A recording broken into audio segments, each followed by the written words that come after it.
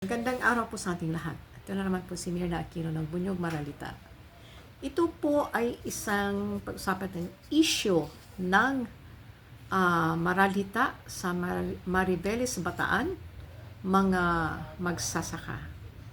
Talagang ating mga kababayang maralita ay gano'n na lang kadali nilang abusuhin. Ano pong issue na ito? Land grabbing, inireklamo nila si Harry Roque ng land grabbing sa Mariveles, Bataan.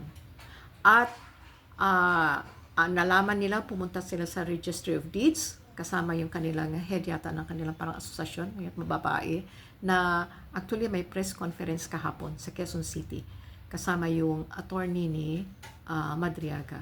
Kinukwento na pumunta sila sa Registry of Deeds, nalaman na lang nila na ang mga titulo ng mga magsasaka, 70 farmers ay nailipat na ang kanilang titulo sa pangalan ni Harry Roque at Myla Roque or sa kanilang kumpanya. Basta nailipat na, nawala naman silang pinirmahan deed of sale, hindi nila alam. So ito yung issue ngayon. Kaya siguro ito yung isang dahilan bakit si Roque ay takot ng umuwi ng Pilipinas. Dahil una, meron siyang kaso ng human trafficking.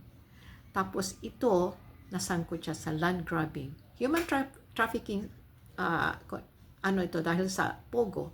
At ito namang land grabbing ay dahil din sa Pogo. Dahil tatayuan daw ito ng Pogo Club.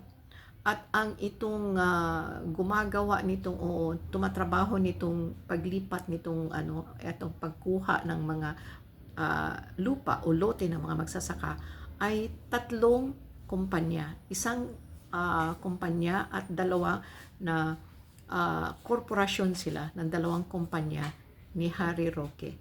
So ito yung masasabi nating kawawa ang ating mga maralita na gano'n na lang kadali sila abusuhin, land grabbing at sinasamantala lalo na itong mga politiko. At yung panahon na yon, si Roque ay nasa Malacanang pa. So malakas at ang Pangulo pa noon ay si Duterte.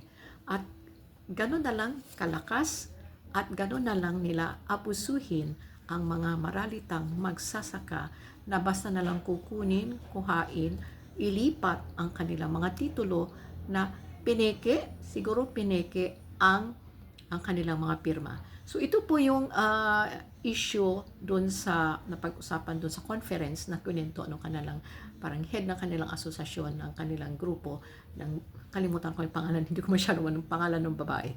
So ito po yun inireklamo ngayon dahil nabuksan kasi itong issue kay Madriaga na nakakulong noong 2022 pa at dahil wala na si Duterte, wala na rin si Roque at may issue ng corruption kay Sara at mukhang naglakas loob itong si Madriaga na ilabas itong issue na naman ito para sa kanya. Siguro para na rin siya makalabas sa kulungan. Dahil itong issue din na ito ay balikan lang din natin. Tinutulungan niya nung panahon na yon ang mga magsasaka kalabanin itong si Roque sa pangunguha ng kanilang mga lupa. At dahil si Roque ay nasa Malacanang pa at si Duterte ang nandoon, malakas sila, so ganun na lang ang pang-aabuso. Kaya laban, maralita. Yun lang po.